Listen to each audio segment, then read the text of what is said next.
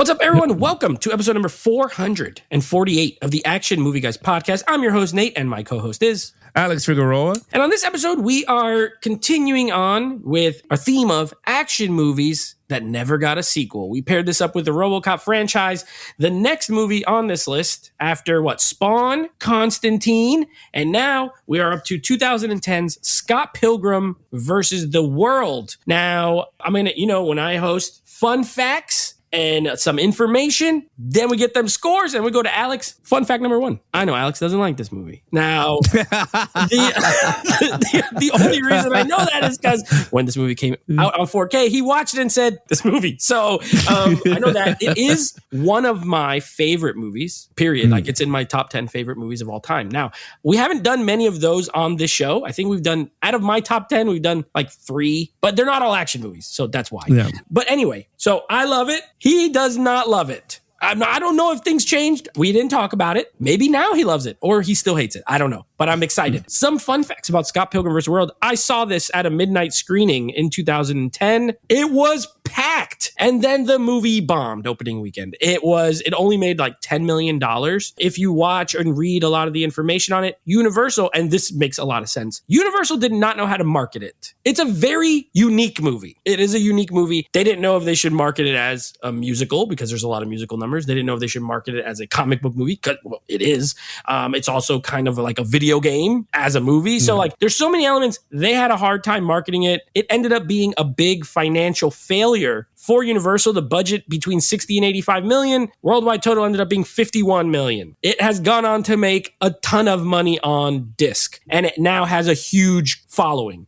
So much so that they've done an anime on Netflix that came out last year with all the original voice cast. All the cast from the movie returned to do the voices for the anime. There have been video games that have sold really well on PlayStation. So it has a big following, but it was a bomb. How many movies is that? A lot. There's a lot of movies that we could talk. John Wick 1 was not a huge hit, but guess what? Now there's 4 of them babies because video saved it pretty much. So that was just some background. This is based off of a set of graphic novels by a writer named Brian Lee O'Malley, directed by Edgar Wright. If you're not familiar, he did, I'm trying to think of what Baby Driver. We reviewed that. Yeah. He directed that. Of course, Shaun of the Dead, probably his most famous movie he's known for. Shaun of the Dead, Hot Fuzz. Didn't he do Ant-Man? So that was interesting. Oh, no, he did. He was supposed to do Ant-Man. Right, he got a writing credit because he was supposed to direct it. And based off of this movie is one of the reasons, because before we review it, this is one of the most accurate comic to movie adaptations. And so Marvel was like, hey, this guy, let's tap him. He did a highlight reel. He made his own little audition tape, basically. It was awesome. They decided to back out and go with Peyton Reed because Edgar Wright was too creative for them, basically. And they were like, no, we need someone we can tell what to do and they'll just do it. And so he ended up dropping Creative Differences, the classic, So I'm interested to see, I wonder what his Ant-Man movie would have been. I think it would have been better. I agree. Yeah. I agree. Yeah. And it would have been more fun. So, and not that Ant-Man's not fun, but it would have been more. Anyway, I can't wait to hear your take because all I know is that you didn't like this movie. I don't know why. And I cannot wait. I'm very excited. I love talking movies. Alex, before we do, let me give you some Rotten Tomato scores. Uh-oh. Very good. 83% critics, 84% audience. So almost the exact same number for both. Now, without giving your thoughts, do you find those numbers high, low, or do you see that you could see that? No, I can see that. Yeah. I could totally see it. Yeah, I can see that. All right, let's get into it, baby. I want to know. Lead character, Scott Pilgrim, played by Michael Cera. And we could talk about Ramona Flowers. She's the love interest, and that story is the main storyline, obviously. But he is our main character. He's in the title. Please, take it away. What did you think? All right, so, it's funny. So back then, I sold the 4K. I got rid of it. I remember I was like, I got rid of it. I was like, I'm never watching this again.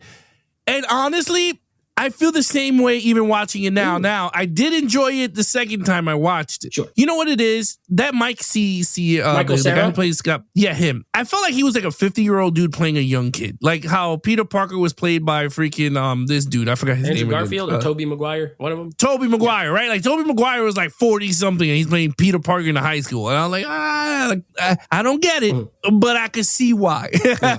He looks young. Totally get it. I think this was the success of of a Superbad and all the other stuff. 2 years right? after Superbad. Yeah, so I could totally see it. I'm gonna be really honest with you. Like even watching, he was annoying. Ooh. I felt like the character was annoying. For me, it was annoying. I thought Kate Winslet was really good. I keep calling her Winstead. Yeah. Elizabeth Moss Winstead. That's her name. Mary Elizabeth Winstead. Why do I call her Kate Winstead? I don't know. Whatever. Let's call her Ramona Flowers. Yeah, let's just call her Ramona. Yeah, Ramona. Right? Ramona. I liked her character. Yeah. I thought she was cool. You know what it is with the main character, Scott Pilgrim? I do understand what they were going for. Because I know when I walk into Barnes & Nobles, I do see the anime graphic novel. Like you see it there. Yeah. And I totally get it. I totally see. He is, what I can say, he fits the role very well. He did exactly what the script wanted him to do. He did it perfectly. For me, felt very teeny bopper. Like, I don't know. I just, like, there's certain movies that I know for me doesn't age well. Like old school teeny bopper movies. Like, I won't never see those shits again. I used to like them. Yeah. But I can see myself going, like when we did American Pie's perfect example. I was like, oh, okay. Okay, not for me no more. Like, it was a one and done. Yeah. It's not, I'm not saying that the movie was horrible. I was just like, I know I can't see myself watching this again. And for this movie, they had elements. There were certain characters. I was like, wow, this is actually pretty cool. But then his character was very, very teen. And again, he is playing a teen in a rock band. And then it goes wacky, which we're going to talk about. But I just felt like he's just too teeny bopper for me. Sure. So I was just like, I gave him a 4. I thought he was great. Okay. I thought Michael Cera was great. Now, the funny thing is, too, he is, in the movie, he's 22. Scott Pilgrim is 22. Yeah. And the actor was 23. So he actually is aged accurate. Okay. Scott Pilgrim. Now, I got to preface this with, you know, if you're like, Nate, if you're listening, and you're like, Nate, you love this movie? I saw this movie in 2010 in the theater. I was 23 when it came out.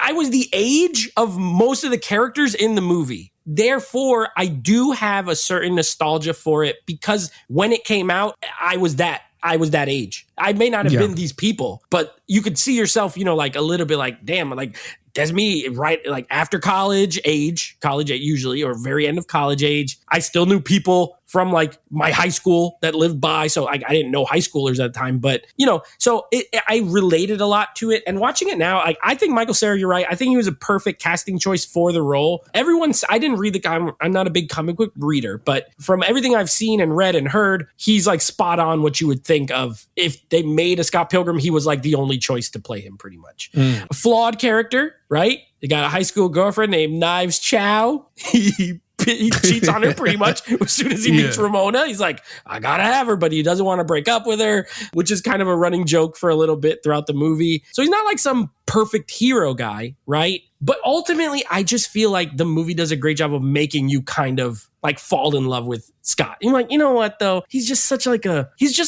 whatever. But then he'd be fighting. Honestly, he'd be fighting. So it's like it's a weird movie. It's super, super, super weird. It's hard to like really pin it down, but I love him. I gave him a 5. I think I like Michael Cera. I love Superbad as well. And I think he's funny. And he was on Arrested Development. I don't know if you ever watched Arrested Development, but he was on that show when he was younger too with Jason Bateman. Shout out to Rich. He probably seen that show like 1,000 times because he loves Jason Bateman. He was in that show as well. I do think he's funny. I kind of like his like meek sort of the way he talks and stuff like that. But yeah, I found him relatable then, and I still think the character is very fun, and I root for him when I watch the movie. You know, like, even though at the end it's kind of like the two girls and one's gonna leave and one, but you know what? It has a happy ending. He gets the girl. I love Mary Elizabeth Winstead in this. You touched on her a little bit. Let me not say it. You didn't touch on her, but you talked about her. I touched on her a little bit. I think she's great in this movie. This was the movie that I think a lot of like younger dudes got like a big crush on her from this movie. I can see why. Yeah, I totally see why. She's kind of depicted that way as well, but I think she's great. So yeah, I gave it a 5. 4. I like 4. That's a good score as well. All right, let's get to the villain now. There are Gideon Graves is the main villain, played by Jason Schwartzman. And this movie got a hell of a cast too. We got to talk about it at some point. Jason Schwartzman. But then you have her 6 other evil exes. Now, one's a girl. That's why they're called the evil exes and not ex-boyfriends. But you got like the Indian kid, Matthew Patel. You got Lucas Lee, played by Chris Evans. You got Brandon Routh Superman as another one of them. The bass player. And then you got the 2 Asian twins who are DJs.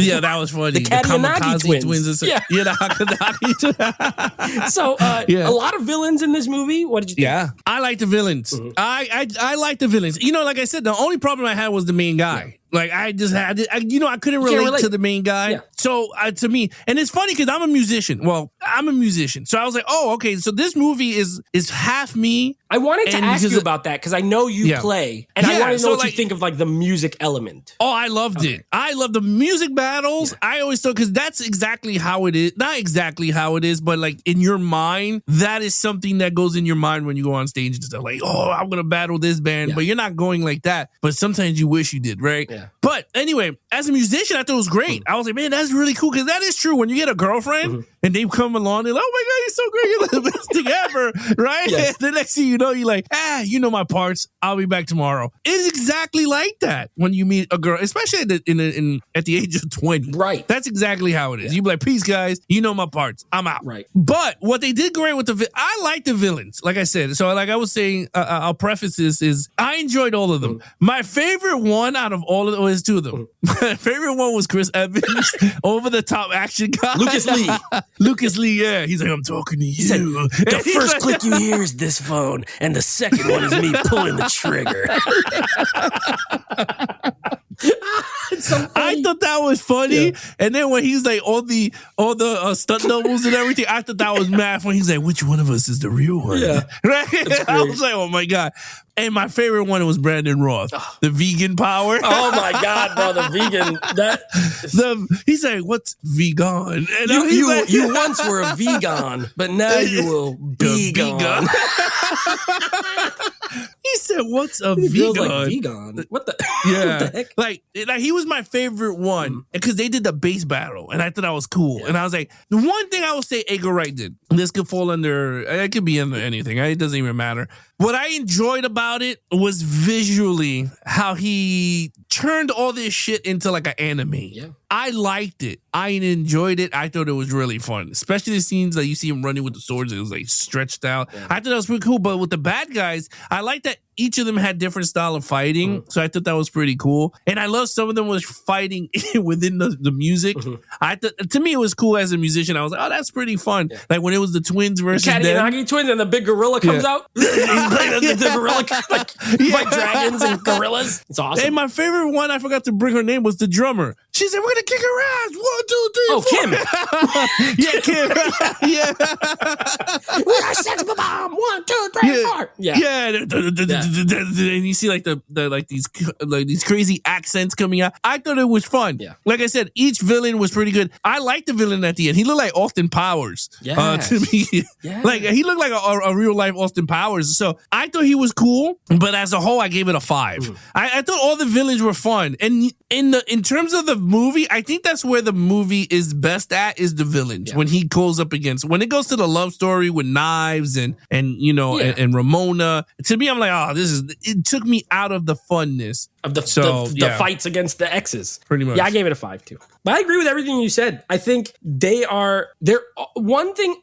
Not one. Edgar Wright did a ton right with this, but one of the things that I like is that you have you have 7 evil exes, and all of them have a unique scene where, right? You get the first one, Matthew Patel, dude comes busted in through the ceiling. They start fighting. He does like a Bollywood musical number. He's doing the dancing and then he's fighting. Then you have Lucas Lee. He's like a pretty good skateboarder turned pretty good actor. And then he has the stunt double things. Then you have the girl, the one that was a girl, the lesbian, she has some of the best lines, by the way, like hilarious. And I'll get to it later, but I quote this movie. And I know it like almost by heart at this point. So many quotes. And then you have the Katinagi twins, who that fight is memorable because the whole time they're just playing music. And then it's like these things. And the songs are good, by the way. Actually, the songs are good. I know Beck did all the songs that Sex Bomb do was by Beck. The songs, remember the group called Crash and the Boys with the little Asian drummer? That one song where it's just like, so sad, and then it's over. Yeah, there was one note. Yeah. That song was done by, I forget the name of the band, but it's a band. And then a band called Metric did the Brie Larson, the song that her band does with Brandon Routh. Okay. So they used real bands to do like the music and stuff like that. And then they had to teach by the way, Michael Cera played the bass. He knows how to play bass. So he actually played when he had to play bass. Okay. So that was cool. Yeah, it looked like he did play. Yeah, he seemed like he knew what he was doing, and he did. And they said he's almost too good. He had to do worse so that everyone else didn't look so bad. But anyway, that's the hard part. Yeah, exactly. That's why I'm like. I kind of figure like how Lady Gaga. I didn't see Joker 2 yet, but I figured Lady Gaga. Like, how do you tell a singer to sing bad? Sing worse so that Joaquin don't sound so bad. Exactly. Like I remember they said like they had to tell her she couldn't sing like she normally do. They got to bring it down. They're like, play a little worse. Like, don't be so good. Much. Don't be yourself. Yeah, but the Brandon Routh, the bass battle, it's like bass battle. Boom, boom, boom, boom, boom, boom. Yeah, things coming out. Yeah, the vegan police scene, bro. It's mad funny. When Thomas Jane and Clifton Collins come in and they come busting in vegan police. Then this is just one quote. 5. I said I give the villain 5. You said 5. The Clifton Collins like reading him everything he had, and he's like, "You knowingly ingested a plate of chicken parmesan," and he's like, "Chicken is not vegan," and he's like, and then you had gelato, and he's like, "Gelato's not vegan," and Thomas Jane goes, "Milk and eggs, bitch." It makes me laugh so hard every single time. It is so funny. And then they take his powers, and then he gets freaking kicked. His head gets kicked, and he explodes into coins. I like that too. How every time he defeats one of them, they explode into coins. Yeah, that was pretty cool. It was unique. It's a very unique film, if nothing else. So 5 for me, 5 for you. All right, here. This is what I want to know. What did you think? Oh, action is a 5. I had to give it a 5. And while the movie, I mean, it's weird. It doesn't have as much, but it does have a lot. When you look at the way Edgar Wright constructed the story and the length of the movie, like the first half of the movie is all the love story. He's all mopey, and he meets Knives, and then he meets Ramona, and then it just goes on. And then the movie really takes place once she comes in roller skating, like when he did the Amazon package, and he's standing by the door. Wallace, quick! What's the website for Amazon.ca? He's like Amazon.ca. It's so funny. Yeah. So anyway, like it goes off, right? But I'm gonna give it a lot of credit. Is Edgar Wright did a great job with the fighting sequences. Like I said, you have music battles, you have real hand-to-hand fights, and it's all creative. Like I totally forgot how creative it was. Like the first battle. Yeah. The guy comes storming through with the finger out, and he's like coming through the ceiling, and then all of a sudden he's like, "What?" And then he drops the bass, and they start fighting. And I thought it was really creative. I thought it looked pretty cool. And then I love the sword coming through. And I thought that stuff was really he's in love. That scene is great. You see at the powers end when they're at the place with Gideon, and he's like fighting all the dudes off with the sword. It's like it felt very like it, and then when they did the wide shot, and it was like versus Scott Pilgrim, like it felt like a real video game, like when you're gonna play. And I gave it kudos, because I was like, you know what, it's a very creative directing. I bet it was super hard. I bet it was easy or whatever, but I think it was super hard to come up. Like, oh damn, how are we gonna do this scene, and how we're gonna shoot this, whatever. But I liked it. I thought in terms of technical and the martial arts they all were different. It's not boring, same stuff. That's what I liked about it. Was each of them had different stuff. I thought it was pretty cool. Some of them had finishers. I thought it was cool. The way he ended every fight was different. It wasn't the same. Like how he hit the back of the knee. That's so funny. The lesbian. Oh my God. So again, like you had stuff like that. Then you had Knives versus Ramona, and then whatever he joined in, and then he dies. And then he had the extra life. It was like very what is it called? Player ready, player one, right? He had the extra life to win the game and win the money for the town or the city, whatever the hell it was. So I gave it a 5. I thought creatively, I thought everything was dope. Yeah, and you know what? Kudos to them. They did a lot of good fight choreography. And I know you don't have the disc anymore, but one of the things is that they had a lot of vlogs. So Edgar Wright, when he was first coming up, he used to vlog, and I'm guessing like primitive YouTube type, because the videos don't look great, but he would vlog making the movies. Shaun of the Dead, Hot Fuzz, this one, like that was his thing. He was kind of ahead of the game in that sense as far as the internet is concerned. I don't think he does it now, but he had vlogs, and they literally had one where they were all doing the fight training. So he had like Ramona was there, Mary Elizabeth Winstead, Michael Cera, him, and they were literally doing there's like the Asian dudes are in there doing karate. Like this is like martial arts. A lot of it's like martial arts based fighting. And then you add in like Brandon Routh, he has like powers. He's like lifting him up and levitating him and throwing him out the wall. And I think it's a good blend. I agree with everything you said. Again, you had the fight with the dragons and the gorilla. He's like electricity. That is like a spectacle. And the music that's playing during all the action scenes is always awesome.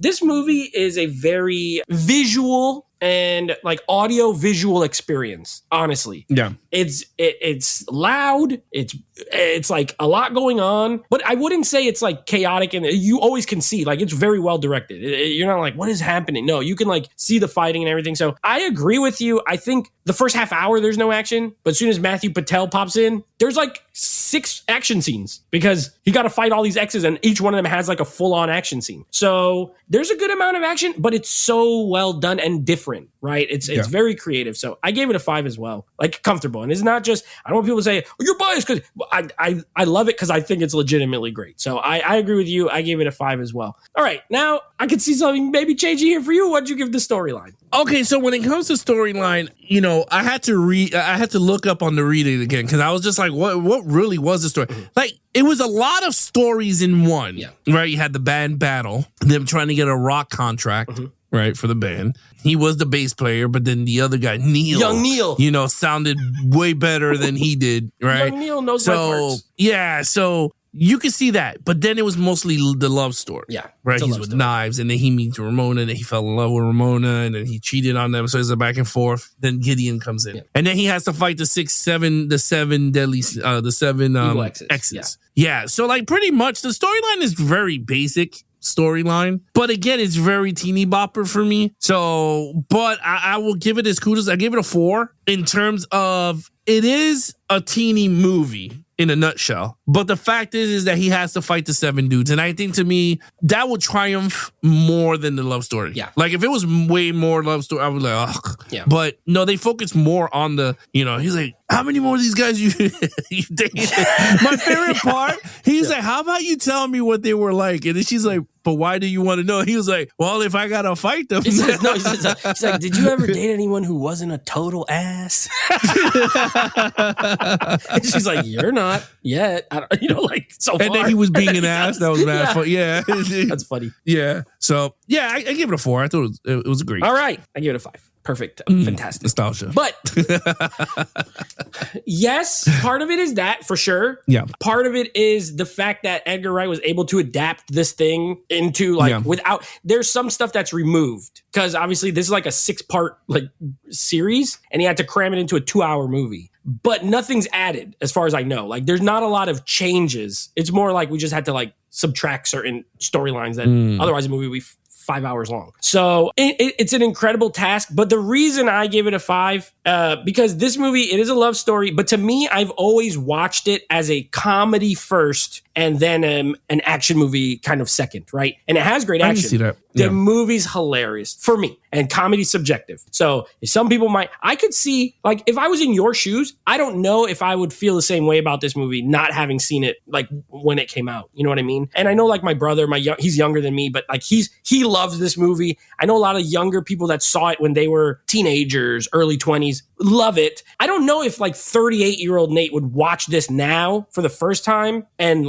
feel the same way about it, but I would absolutely respect the hell out of it just for everything how the creativity and everything. But I do think the storyline is very well executed. It's fun, funny. Again, I quote this movie an insane amount. Even if people don't know what I'm saying, I like to just, drop some of the lines from this movie, but very well written, very funny. I laugh even now. I'll hear a joke that I didn't notice, for the 10 other times I've seen it. So, but yeah, no, it factors in. I love the movie. So yes, a 5. A little bit nostalgia, a lot of it legitimately, I think, very good storytelling. Okay, what's your overall for this one? Overall, I gave it a 4.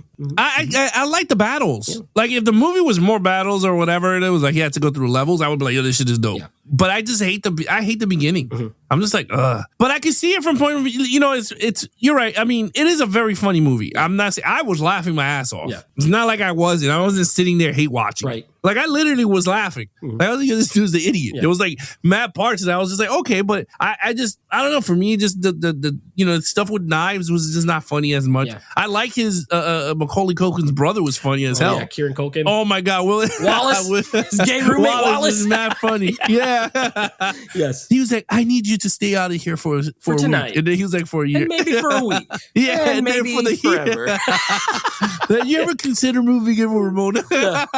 Oh my gosh. He booted his ass in the sense. Like, again, it was... You had first of all, you had a great cast. Like even we didn't talk about it, you have Macaulay Culkin's brother, which is like an Emmy award-winning actor. Oh yeah, and he won the Oscar this year or last year or whatever. Yeah. He won an Oscar. You got Anna Kendrick. Yep, that's his in sister. this movie. She's funny, right? You had Aubrey Plaza. Chris Evans. Mad funny. Oh, yeah, you had him. Yep. Yeah, so you have a lot of recognizable faces before they were big. Yeah. Right? You got Brie Larson. This was her first, big movie. Yeah, and she's an Oscar award winner. Another one. This movie got 2 Oscar winners in it. Yeah. Yeah. So at the end of the day, look, it's weird to say because you're right. If you grew up with this movie, you're going to like it. Yeah. And it's the same way, and this is what I tell people. Just the way, if I say Back to the Future to a lot of people now, they go, what the hell is that? Or Dumb and Dumber, and they go, that's a stupid ass movie. And you're like, what? Yep. You don't like Dumb and Dumber? It's not one of the best movies. But again, I watched it in 94 or 93, whenever it came out, and I loved it. And I still think it's mad funny now. Outdated as hell. One of my top favorite movies as well. Yeah. So I could totally see where you're coming from. Like I said, I could watch this movie if I fast forward and get right to the villains, and I'd be like, okay, this movie it's really good. Yeah. But yeah, I gave it a 4. I thought it was a great movie. That's a fair point. I feel like there's two categories of good movies. There are the movies that are good no matter what, right? They transcend time, release date, when they came out, like The Godfather. You don't have to have been there in the 70s when The Godfather came out to now watch it and be like, wow, that's a great movie. Yeah. And then there are the sort of movies that are good because you grew up with them or you saw them at the right moment. This movie was a bomb, like I said. It did not make money. It was a loser. It made money over time, but it did not make money when it came out. However, Universal, they said they were super proud of it. And so it kind of had this second life where they're like, okay, we're going to give it really good physical media releases. We're going to make a video game for it that did well. And now it is like a very popular franchise, but it's a cult movie. At the end of the day, this is a cult movie. This is not, I know a ton of people who've never seen it, still never seen it to this day. I asked someone at work, she never heard of it. She's like, I don't even know what you're saying right now. You're saying these weird words. So, you're right.